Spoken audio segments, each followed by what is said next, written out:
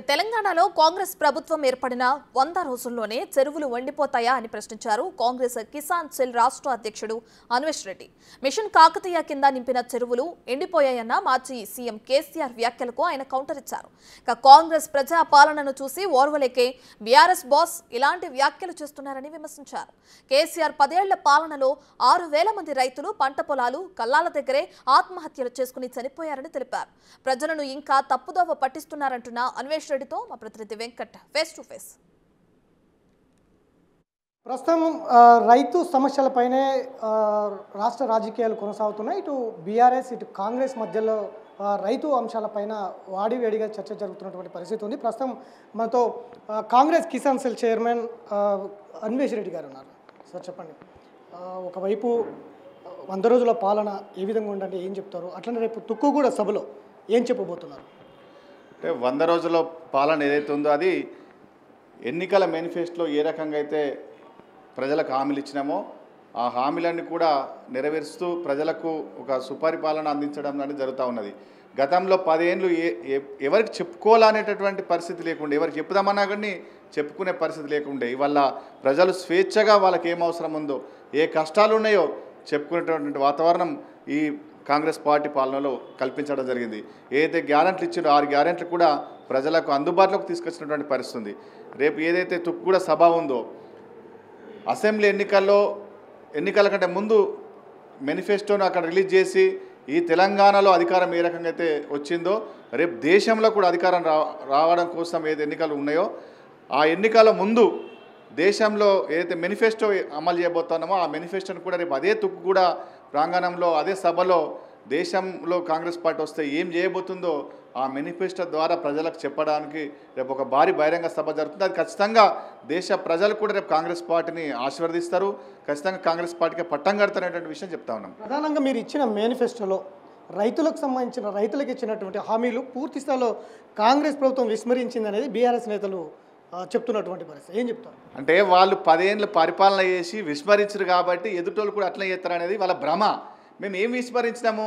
రైతు బంద్ చేస్తామన్నా మనం చేసినాము, రైతులకు ఏదైతే కొనుగోలు చేస్తామన్నా పంటలు కొనుగోలు చేస్తూ ఉన్నాం. 3 నెలలే మేము అధికారంలోకి వచ్చినాము. రైతు రుణమాఫీని కూడా ఖచ్చితంగా చేస్తామని ఎస్ఎల్బీస్ తోటి మీటింగ్ కూడా జరిపినారు, బ్యాంకర్స్ తోటి మాట్లాడుతూ ఉన్నారు. ఎన్నికల తర్వాత దానికి కూడా ప్రక్రియ పూర్తి చేయబోతారు. మీరే 5 ఏళ్ళు రుణమాఫీ అని చెప్పేసి 5 ఏళ్ళ దాకా రుణమాఫీ చేయకుండా వడ్డీలు పెంచి ఎన్నికల ముందు కొంతమందికి రైతులకు వేసిన చరిత్ర బీఆర్ఎస్ పార్టీది. కానీ మేము వచ్చిందే 3 నెలలు అయింది. 3 నెలల్లో మొత్తం చేయాలంటే కూడా ఎవరు కూడా చేయలేటువంటి పరిస్థితి. మీరు 10 ఏళ్ళలో ఏదైంది, మేము 3 నెలలు ఎక్కడ చేస్తారు? కాంగ్రెస్ అధికారంలోకి వచ్చిన తర్వాతనే కరువు తీసుకొని వచ్చింది, కాంగ్రెస్తోనే కరువు వచ్చింది.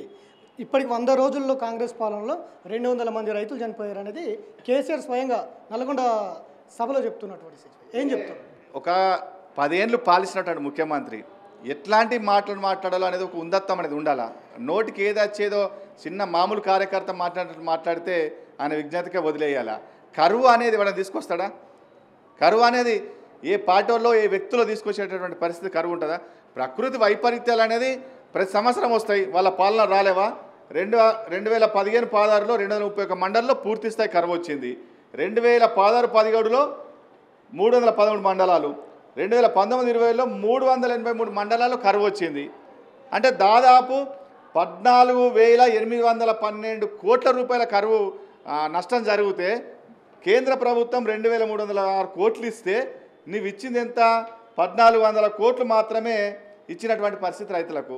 మరి నువ్వు కేంద్రం నుంచి వచ్చిన డబ్బులను కూడా వాడుకొని రైతులకు ఇయ్యలేటువంటి పరిస్థితి. కరువు అనేది ఎవరో సృష్టించే వచ్చేది కాదు, ఇది ప్రకృతి వైపరీత్యాల్లో సంభవించినప్పుడు ఖచ్చితంగా కరువు లేదా అకాల వర్షాలతో రైతుకు నష్టం జరుగుతున్నమాట అది వస్తూ ఉన్నది. దానికి కాంగ్రెస్ పార్టీ వస్తేనే కరువు వచ్చిందో అనేది అది వాళ్ళు మధ్య తప్పి మాట్లాడుతున్నటువంటి పరిస్థితికి కాంగ్రెస్ పార్టీ బదనం చేయాలనేటువంటి ఆలోచనతో మాట్లాడుతున్నారు. ఎవడన్నా కరువు చేస్తారా? కరువును అసలు సృష్టిస్తారు ఎవడన్నా? అది కావాలని ప్రచారం చేస్తున్నటువంటి పరిస్థితి. 200 రాష్ట్ర వ్యాప్తంగా 200 మంది 9 మంది చనిపోయినటువంటి లిస్టులో మొత్తం లిస్టు మేము చూస్తే కేవలం అంటే విద్యుత్ ఘాతంతో చనిపోయిన వాళ్ళు కొంతమంది, యాక్సిడెంట్లో చనిపోయిన వాళ్ళు కొంతమంది, వీటన్నిటి కూడా రైతు ఆత్మహత్యలకు ఎట్లా చూస్తారండి? ఇగో ట్రాక్టర్ రోటవేటర్లో ప్రమాదంలో రైతు మృతి, విద్యుత్ ఘాతంతో రైతు మృతి, విద్యుత్ ఘాతంతో రైతు మృతి. ఇట్లాంటి మరణాలు కూడా రైతు ఆత్మహత్య అని చెప్పేసి నీచమైన మాటలు మాట్లాడి బదనం చేసే పరిస్థితి తీసుకొస్తా ఉన్నారు. ఇవాళ నేను చెప్తా ఉన్నా, వీళ్ళు ఇచ్చిన 209 ఏదైతే ఆత్మహత్యలు చేసుకున్నారని మాట్లాడుతూ ఉన్నారో, సాధారణంగా యాక్సిడెంట్లు చనిపోయినా ఏ రకంగా చనిపోయినా మొత్తం ఆత్మహత్యలుగా చెప్తా ఉన్నారు. వాళ్ళ హాయంలో దాదాపు 6,000 మంది చనిపోయారు. కేవలం గుర్తించింది 1,600 మందిని గుర్తించి ఎక్స్గ్రెస్ ఇచ్చిర్రు. మిగిలిన వాళ్ళకి ఎక్కడ కుడియాలి. 2018 రైతు బీమా ఏదైతే అమలైందో ఆ రోజు నుంచి అసలు రైతు ఆత్మహత్యలను గుర్తించడం కూడా పూర్తిగా నిలిపివేసింది బీఆర్ఎస్ పార్టీ.